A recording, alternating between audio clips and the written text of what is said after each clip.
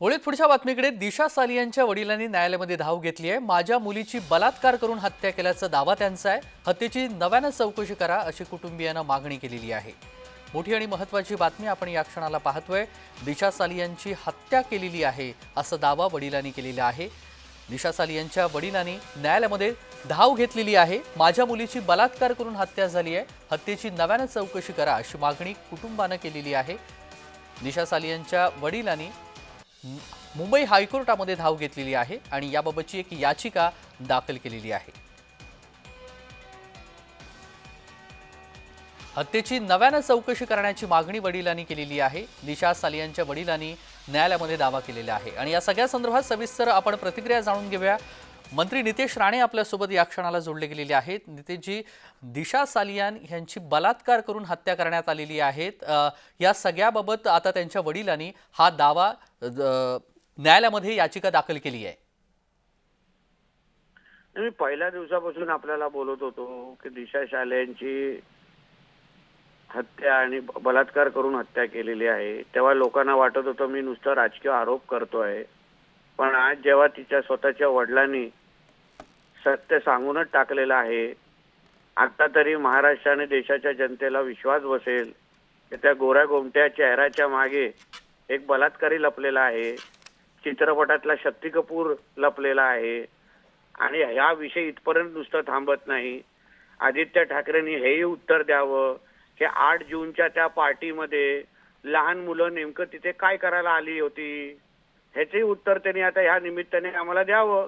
आता तरी आपलं थोबाड उघडावं आणि लोकांना आणि जनतेला स्पष्ट सांगावं, अगर तुम्ही अगर काही केलं नसेल तर लोकांना येऊन सत्य सांगा, पुरावे द्या की 8 जूनला मी तिथे नव्हतो, दिशा सालियांचे वडील खोटं बोलतायत, सांगून टाका लोकांना।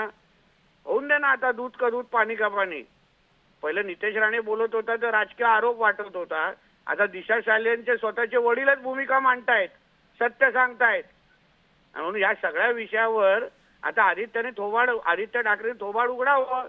वडील मुख्यमंत्री असताना, महाविकास आघाडीचं सरकार असताना, पुरं सरकार यांना आदित्य ठाकरेला वाचवण्यासाठी ज्या पद्धतीने यांच्या सगळ्यांवर दबाव टाकत होते, किशोरी पेडणेकरांनी यांच्या घरात जाऊन आई वडिलांना कुठल्या पद्धतीने दबाव टाकलाय स्वतःच्या वडिलांनी सांगितलं, आई वडिलांनी सांगितलेलं आहे। आता म्हणजे सत्तेचा गैरवापर किती झाला पाहिजे। आदित्य ठाकरेंनी त्याच्या आमदारकीचा राजीनामा दिला पाहिजे आणि त्वरित जाऊन या सगळ्याबद्दल पोलिसांमध्ये जाऊन सत्य मांडलं पाहिजे, पोलिसांनी त्याला अटक केली पाहिजे अशी मागणी मी करेन। अगदी नितेशजी, आपण ह्या सगळ्या भूमिकेवेळी प्रत्येक वेळी आपली भूमिका मांडलेली आहे आणि तुम्ही जी भूमिका घेतलेली ती आता खऱ्या अर्थानं ठरू लागलेली आहे। किशोरी पेडणेकर यांनी फसवणुकीचा कुटुंबियांना आरोप केलेला आहे। किशोरी पेडणेकर यांनी फसवणूक केलेली आहे असं।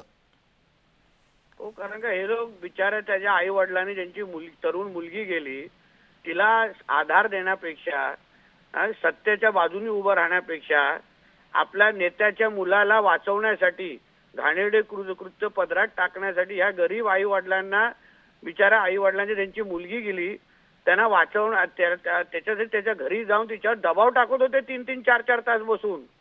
आता तिच्या आई वडिलांनी सत्य सांगितलेलं आहे काय करत होते हे लोक। किशोरी पेडणेकरांना पण चौकशी झाली पाहिजे का नेमकं काय सत्य लपवायला ती तिथे गेलेली, कुठे गेले सीसीटीव्ही फुटेज, कुठे गेले पोस्टमॉर्टम रिपोर्ट, हे सगळं आता सत्य बाहेर आलं पाहिजे ना। अगदी, पण दिशाचा सामूहिक बलात्कार करून निर्गुण हत्या केल्याचा आरोप आहे। सीबीआय चौकशीची मागणी देखील केलेली आहे। आता सरकार तर तुमचं आहे, मग या सगळ्या प्रकरणामध्ये आता सरकार कशा पद्धतीने या तुम्हाला विषय समजून दे। पहिलं तिने अशी ॲफिडेव्हिट त्यांनी कोर्टात केलेला आहे, सरकारकडे नाही मागणी केलेली आहे। तुम्ही पहिला विषय समजून घ्या।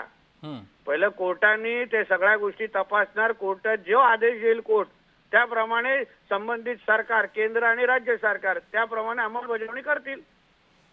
अगदी धन्यवाद नितेशजी, आपण दिलेल्या या सविस्तर प्रतिक्रियेसाठी। नितेश राणे यांनी मविया सरकारवरती आरोप केलेला आहे। मी पहिल्यापासून हेच सांगत होतो असं नितेश राणे यांनी म्हटलेलं आहे। दिशा सालियांच्या वडिलांनी न्यायालयामध्ये धाव घेतली आणि माझ्या मुलीची बलात्कार करून हत्या झाली आहे, हत्येची नव्याने चौकशी करा अशी मागणी कुटुंबियांनी केलेली आहे। आणि दरम्यान या सगळ्या भूमिकेला नितेश राणे यांनी वेळोवेळी आवाज उठवलेला होता आणि त्यांनी देखील म्हटलेलं आहे की मवियाचं सरकार होतं त्यावेळी हे प्रकरण दडपलं गेलेलं होतं आणि आदित्य ठाकरेंचा राजीनामा घ्या अशी मागणीही नितेश राणे यांनी केली आहे.